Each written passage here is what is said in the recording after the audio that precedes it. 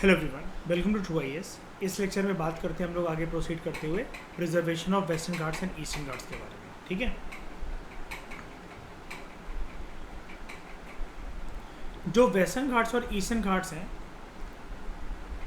ये हमारे देश में, ग्रीन कवर तो है ही यहाँ पर सबसे ज़्यादा, ये हमारे देश में काफ़ी बढ़िया काम करते हैं एक तरीके से मॉनसून को रेगुलेट करने के लिए।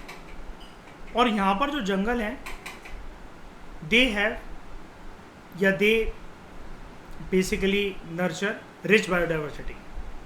लेकिन रिसेंट ईयर्स में वेस्टर्न घाट और ईस्टर्न घाट के ऊपर कुछ खतरे भी हैं, like human encroachment, tourism, deforestation, sand mining, iron mining, जो कि गोवा के अंदर काफ़ी ज़्यादा होने लगी है।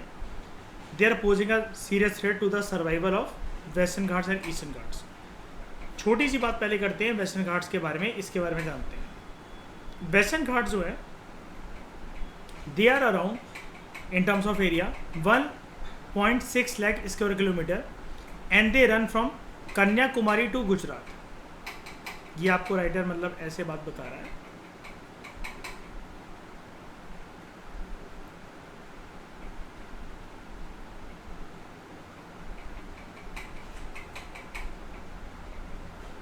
ठीक है, और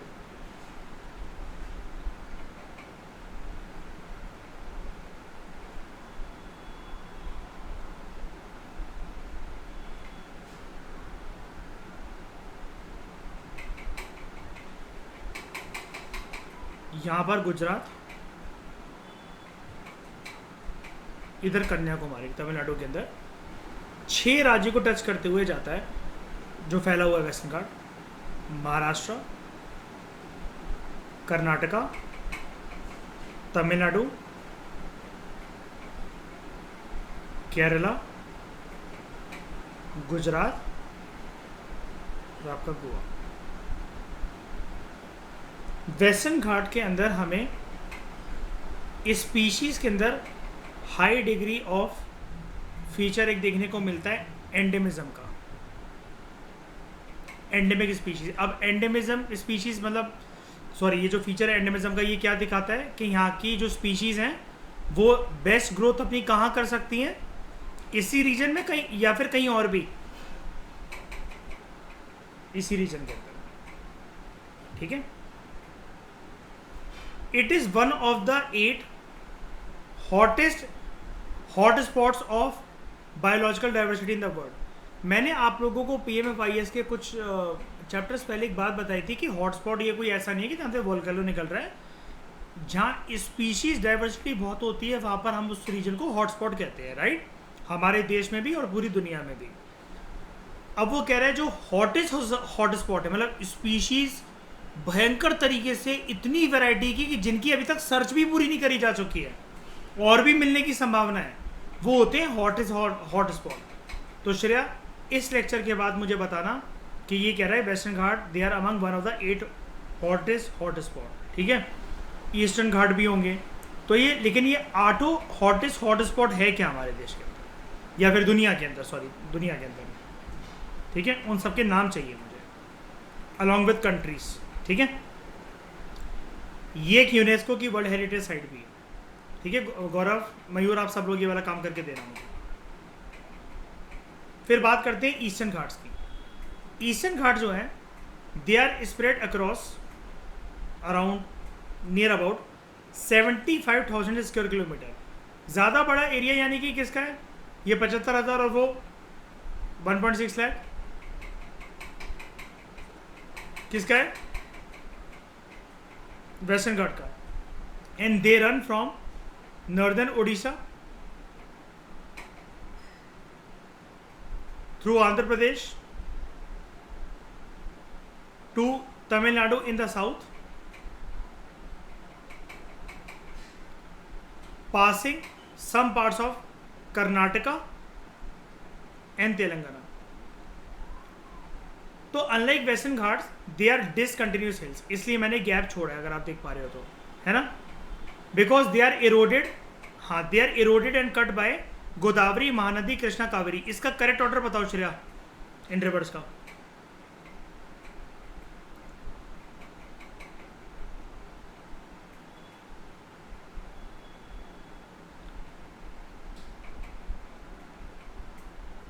भूल गए? महान है गोद कृष्णा जी की, है ना? तो महानदी, गोदावरी, कृष्णा और कावेरी, राइट? कोई दिक्कत तो नहीं है? सही बोला मैंने? चलो ठीक है, अब तो कन्फ्यूजन नहीं है ना श्रेया? तो Eastern Ghats also boost tourism hotspot such as sanctuaries, national parks, hills, rivers and waterfalls. Deforestation की वजह से जो ईस्टर्न घाट के जो हिल्स हैं वो बंजर जमीन बनते चले जा रहे हैं and its streams are running dry. यहाँ पर लार्ज स्केल प्लांटेशन हमें देखने को मिल रही है, कॉफ़ी की, टी की, ऑर्किड फार्मिंग, और ये सब कुछ शुरू हो गया। यानी कि एक तरीके से इस रीजन का क्या शुरू हो गया है,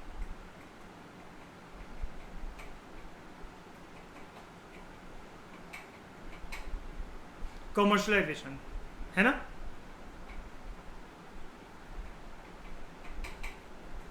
इकोनॉमिक कमर्शलाइजेशन।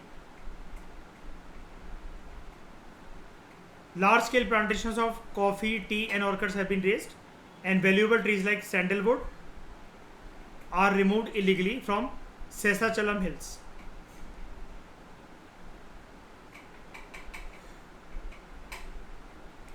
अब इन्हीं की प्रोडक्शन के रिगार्डिंग भारत की सरकार ने कुछ कमेटीज बनाई वेस्टर्न घाट्स ईस्टर्न घाट्स की प्रोडक्शन के लिए। Madhav Gadgil committee, ministry of environment, forest and climate change ने एक कमेटी का गठन करा था साल 2010 में, western Ghats expert ecology panel. इस पैनल ने अगले ही साल भारत की सरकार को अपनी रिपोर्ट दी और इसने बोला कि वेस्टर्न घाट्स को मॉनिटर करने के लिए बहुत स्ट्रिक्ट असेसमेंट हमें करनी होगी। इसने ये भी बताया अपनी रिपोर्ट के अंदर कि क्या क्या चेंजेस हो रहे हैं वेस्टर्न घाट्स में जिसको हमें रोकना होगा ताकि कंजर्वेशन प्रॉपर तरीके से यहाँ पर हो सके। और कमेटी का ये बोलना था कि अगर रिकमेंडेशंस को प्रॉपर तरीके से इम्प्लीमेंट करा गया तो it would severely affect the mining mafia, sand mafia and local encroachers. लेकिन एक चीज ये देखी गई कि कमेटी अपनी रिपोर्ट में एक बैलेंस नहीं देख सकी, नहीं सजेस्ट नहीं कर सकी कि डेवलपमेंट भी कैसे होती चले और कंजर्वेशन भी कैसे होती चले। और याद है यूपीएससी ने इसी के रिगार्डिंग 2015 में क्वेश्चन पूछा था, चलिए मैंने जीएस पेपर 3 में दिखाया था कल, कि कैसे डेवलपमेंट भी होनी चाहिए और एनवायरनमेंट की कंजर्वेशन भी हो और वहां पर इकोनॉमिक डेवलपमेंट भी सुनिश्चित हो, इनके बीच में बैलेंस कैसे फाइंड आउट करना, राइट?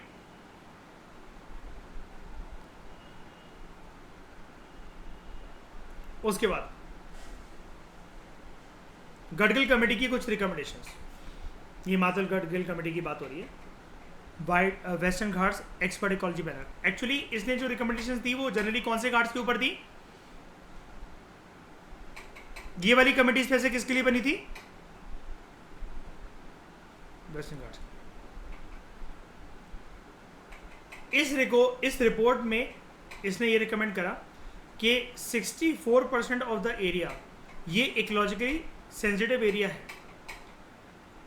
इस 64% जो ये इकोलॉजिकली सेंसिटिव एरिया है, smaller regions were to be identified as ecologically sensitive zones 1, 2 और 3 based on their existing conditions and vulnerability. उनको ऐसा डेजिग्नेशन मिलना चाहिए, मतलब 1 वाले सबसे ज़्यादा प्रोटेक्टेड, उससे कम प्रोटेक्टेड 2 और 3 लीस्ट प्रोटेक्टेड। जो 75% जो एरिया होगा it would fall under ecologically sensitive area 1 और 2 और under already existed protected area such as natural parks. यानी कि यहाँ पर हाईएस्ट प्रोटेक्शन मिलेगी इनको। कोई भी नई डैम्स को यहाँ पर बनने मत दो, ठीक है, इकोलॉजिकली सेंसिटिव जोन 1 में। कोई भी polluting industries including thermal power plants, ठीक है, ये अलाउ नहीं होने चाहिए इकोलॉजिकली सेंसिटिव 1 एंड 2 जोन्स में। और एग्जिस्टिंग रेड और ऑरेंज कैटेगरी जो इंडस्ट्रीज है, अच्छा ये रेड और ऑरेंज कैटेगरी किसके बेसिस पर बनती है इंडस्ट्रीज? क्या मतलब है इसका यहाँ पर? ऑन द बेसिस ऑफ, ये आप कहाँ देखते हो रेड, ऑरेंज, ग्रीन, येलो, ये जो कलर्स हैं? Air pollution. Very good. तो ये रेड और ऑरेंज कैटेगरी ये अच्छी कैटेगरी होती है कि बुरी कैटेगरी? बोरी है ना, जहाँ बैठे हो वहाँ ये सारी मिलेंगी, है ना। तो it should be asked to switch to zero pollution by 2060. तो it ask for bottom to top approach, that is gram sabhas to top rather than top to bottom approach. ये एक इंपॉर्टेंट पॉइंट है, ठीक है. और कमेटी ने प्रपोज करा था कि वेस्टर्न घाट इकोलॉजी अथॉरिटी बननी चाहिए जिसके पास एक स्टैट्यूटरी पावर्स हो कि वेस्टर्न घाट्स के अंदर उसकी प्रोटेक्शन के लिए कुछ एक्टिविटीज़ को रेगुलेट करा जा सके. ओके. उसके बाद हम बात करते हैं कस्तूरी रंगन कमेटी की. Under the pressure from various stakeholders, ministry of environment, forest and climate change ने एक हाई लेवल वर्किंग ग्रुप का गठन करा under the chairmanship of doctor K कस्तूरी रंगन, ताकि गडगिल कमेटी ने जो रिकमेंडेशन दी थी उसको स्टडी करा जा सके. यानी कि पहले कौन सी कमेटी बनी थी? गडगिल कमेटी. उसके बाद के कस्तूरी रंगन कमेटी. ये जो हाई लेवल वर्किंग ग्रुप था विच वॉज फॉर्म्ड अंडर के कस्तूरी रंगन, इसने बड़ी सारी जो रिकमेंडेशंस थी गडगिल कमेटी की उसको स्क्रैप कर दिया था. और बेसिकली इसकी वजह से जो ये माफिया थे ये दोबारा एक्टिव हो गए थे. जो हाई लेवल वर्किंग ग्रुप था इसने सजेस्ट करा that 37% 60,000 hectares of the Western Ghat should be declared as ecologically sensitive area, जबकि गडगिल कमेटी ने क्या बोला था? कितना एरिया? 64%. तो बताओ आपको कौन सी कमेटी ज़्यादा सही लग रही है इन टर्म्स ऑफ प्रोटेक्शन? गडगिल. बस गडगिल को किस बात पे क्रिटिसाइज करा गया था? That it failed to find a balance between development and conservation. लेकिन ये तो कोई पॉइंट नहीं हुआ ना श्रेया कि ये कहने का कि इसको बिल्कुल आधा कर दो. जब बात इनकी प्रोटेक्शन की चल रही है तो फिर हाईएस्ट प्रोटेक्शन कवर तो देना ही पड़ेगा ना. यहां पर तो नो कॉम्प्रोमाइज, क्योंकि ये गए तो मॉनसून पैटर्न बदल के रख देंगे और क्लाइमेट चेंज को जैसे तैसे ये मिटिगेट कर रहे हैं. ऐसे तो डेवलपमेंट हर देश में होती, मतलब देश में पूरी डेवलपमेंट होती ही चलेगी, ट्री कवर तो फिर कुछ भी नहीं बचेगा ना. अब ऐसे कह लो कि कंट्री के ऊपर एक कंट्री खड़ी कर दो, जैसे वो ब्रिजेस की बात हो रही थी अभी, इको ब्रिजेस की, कि कंट्री के ऊपर पूरी कंट्री बना दो, सब कुछ पूरी कंट्री को ब्रिज के ऊपर से ढक दो, पूरा जितना फॉरेस्ट कवर आसपास डिस्ट्रॉय हुआ है इसके ऊपर घेर लो उसको. ये कोई सॉल्यूशन है? और कौन करके देगा ये? तो क्या रिकमेंडेशंस थे कस्तूरी रंगन कमेटी के? There should be a ban on mining, quarrying and sand mining, no new thermal power projects but hydroelectric projects allowed with restriction. इसको अलाउ करा जाए. जबकि गडगिल कमेटी ने बोला था ना, यहाँ पर देखो, no new polluting industries including thermal power plants, ये भी सेटअप नहीं होने चाहिए. लेकिन ये कह रहे हैं कि हाइड्रो पावर प्रोजेक्ट सेटअप हो सकते हैं. A ban on new polluting industries building और construction projects up to 20,000 square kilometre, ये अलाउ करे जाने चाहिए. But township should be banned and forest diversion could be allowed with extra safeguards. अभी इतनी सारी चीज़ें अलाउ कर रहा है, क्यों? बट जस्ट बिकॉज सरकार ने इस कमेटी को ये बोलकर क्रिटिसाइज कर दिया कि it fail to find a balance between development and conservation. एक तो आप कस्तूरी रंगन कमेटी की रिकमेंडेशन देखो, एक तो जो इकोलॉजिकली सेंसिटिव एरिया डिक्लेयर करने को कह रहा है वो भी 37%, 64 से 37%. उसके अंदर भी कोई रिस्ट्रिक्शन नहीं है, बड़ी सारी चीज़ें अलाउड है. समझ रहे हो? तो 2018 में क्या कह रहे हो?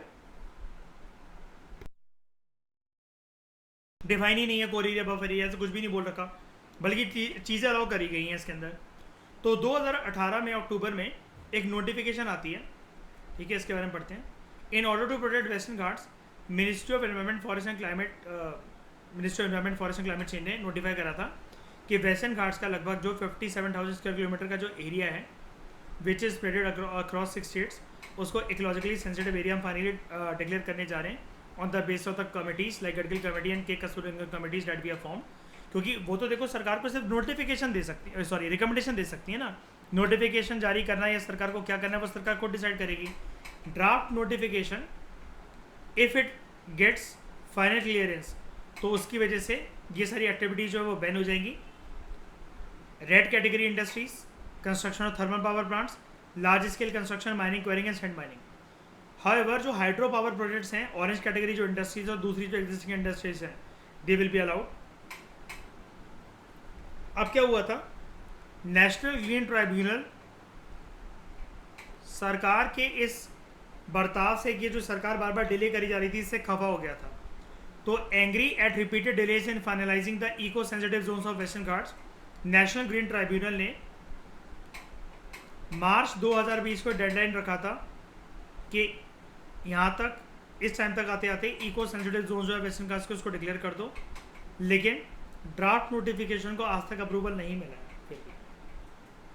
अच्छा, एनजीटी जो है वो कौन से प्रिंसिपल के ऊपर वर्क करता है? इन्वायरमेंटल गवर्नेंस, इन्वायरमेंटल एथिक्स, किसके ऊपर वर्क करता है?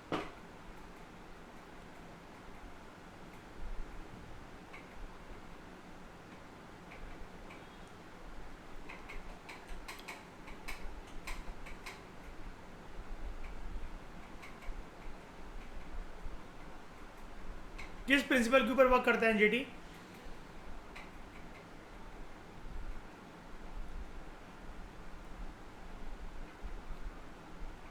है ना, ये तो कोई भी बोलेगा, देख के पता लग रहा है श्रेया, है ना, क्यों मयूर? इसके लिए जो प्रिंसिपल होता है वो होता है, it works on the principle of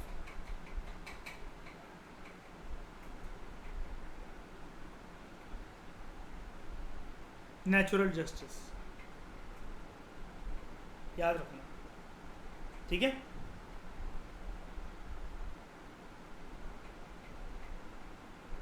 ये एनवायरनमेंट की टर्म्स में कैसी बॉडी है, इसका नेचर क्या है?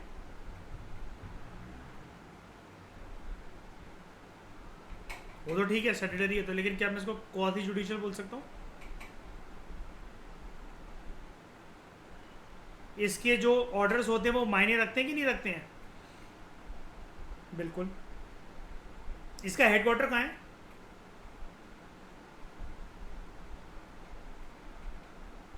कहाँ है इसका हेडक्वार्टर?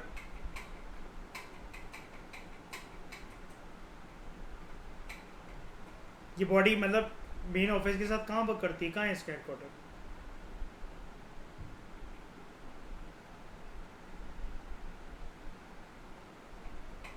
ये भी ठीक है।